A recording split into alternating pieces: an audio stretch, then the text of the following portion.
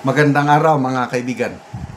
Bigyan natin ng opinion, reaction itong post Mr. Joe Del Puerto Felicilda. Kilala ko ito. Journalist ito sa Cagayan de Oro. Sabi niya, kinote niya ang pahayag ni Senator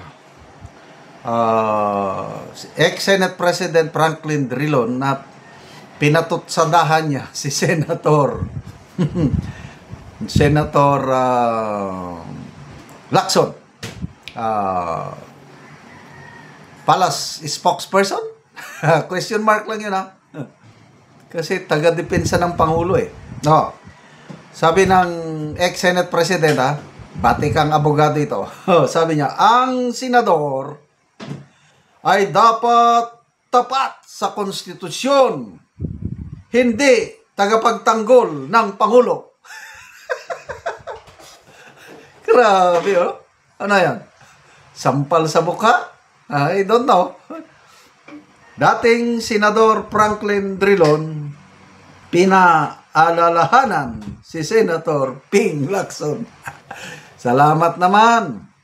Oh, I hope totoo ito, ha, kasi I don't have a means to check kung pahayag ba ito ni Senator Franklin Drilon. Comment ko na lang kung totoo. Pasalamat ako kay Senator Drilon na nagpaalala sa kanyang dating kasamahan na palang ang daming nagko-comment na Palace spokesperson na rin siya. Kasi grabing depensa. Lalo na dito sa aligasyon ni Saldico. Yung 100 billion peso budget insertion sa 2025 budget. Una, nung paglabas sa part 1 video ni Saldico, in-interview siya ng media. Kung parang nasapawan kasi yung ano niya eh. Diba? Yung November 7 na Blue Ribbon Committee hearing niya. Tama ba yun? November 7? Nasapawan dahil doon din itiniming yung video ni Saldico.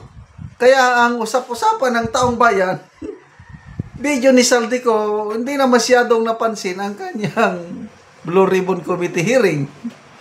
Paglabas niya siguro, ni-interview na, I'm not defending the President. Ang galing ng bungad eh. Hindi ako taga-depensa ng Pangulo, ha. Kaya lang, parang, bakit, kung ako ang presidente, bakit, kung magsingit man ako, bakit ko pahintayin ng bycam na pwede naman sa net? Yun ang depensa niya. Kaya parang hindi nakapanipaniwala. Walang probative value yan, yung statement ni Saldico dahil hindi under oath. Yung under oath na pahayag ni Orly Gutesa, hindi naman niya pinapansin. Ano ba talaga? Sinagot siya ni Senator Bato. Kung sa net, ipasok, ang daming koskos balungos. Dadaan sa butas ng karayom dahil ang daming pagdadaanan ng mga committee, budget hearing, so and so.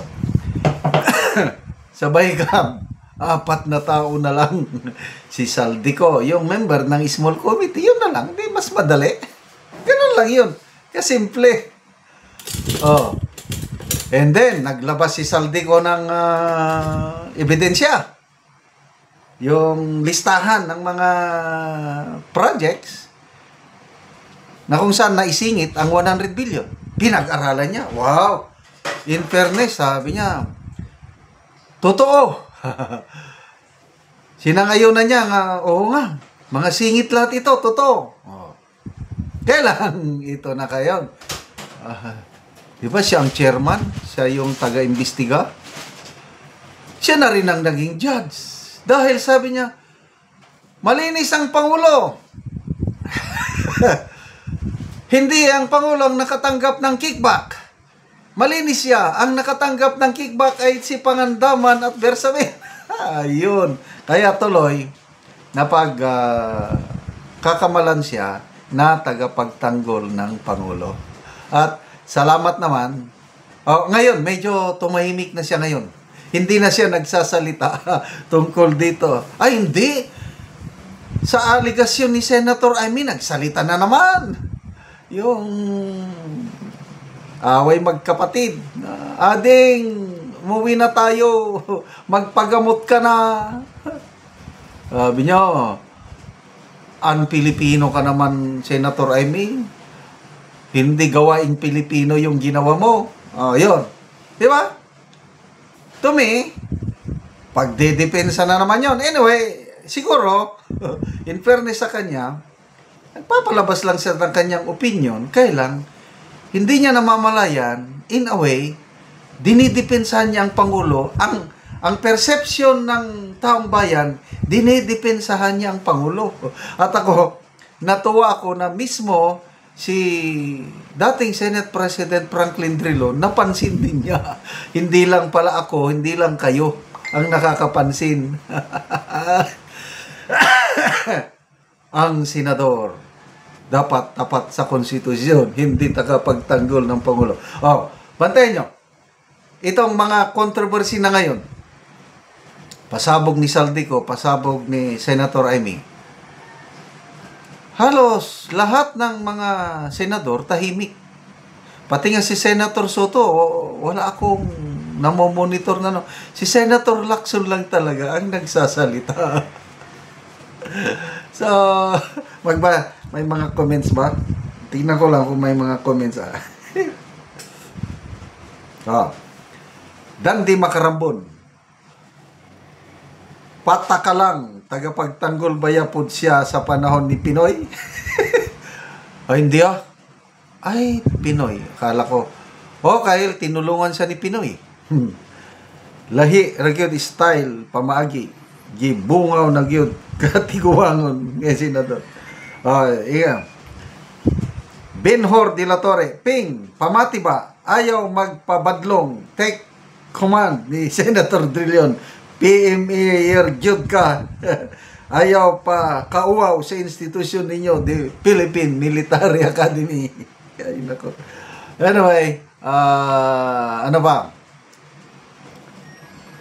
Ito, latest pasabog ni Saldico, part 5.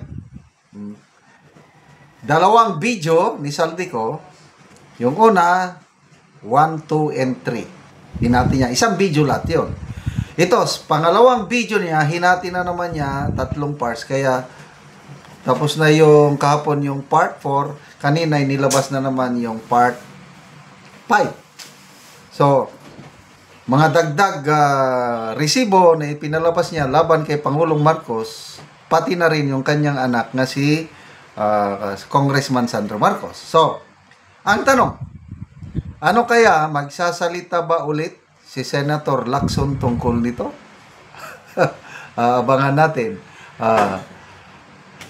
I am sure ang palasyo, I don't know sinong magsasalita, Pangulo ba o si Auntie Claire? Kasi parang na-miss nyo na ba si Auntie Claire? Matagal naman siyang ilang linggo, ilang araw, isang linggo na, palagi si BBM na lang nagsasalita eh. Nasibak na ba talaga siya? O pinagpahinga lang? O nag-resign?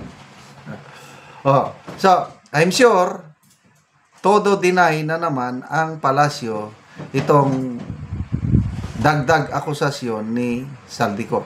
So, napakaklaro yung nilabas ni Saldico na mga resibo laban kay Sandro Marcos.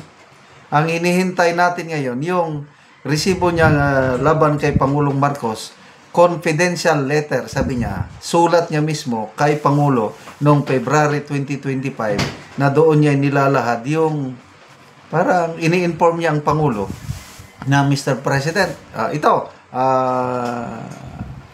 parang speculation ko na lang, hindi pa lumabas yung sulat. Let me inform you that Secretary Pangandaman and Yusek Bersamin told me to singit-singit 100 billion. Yun.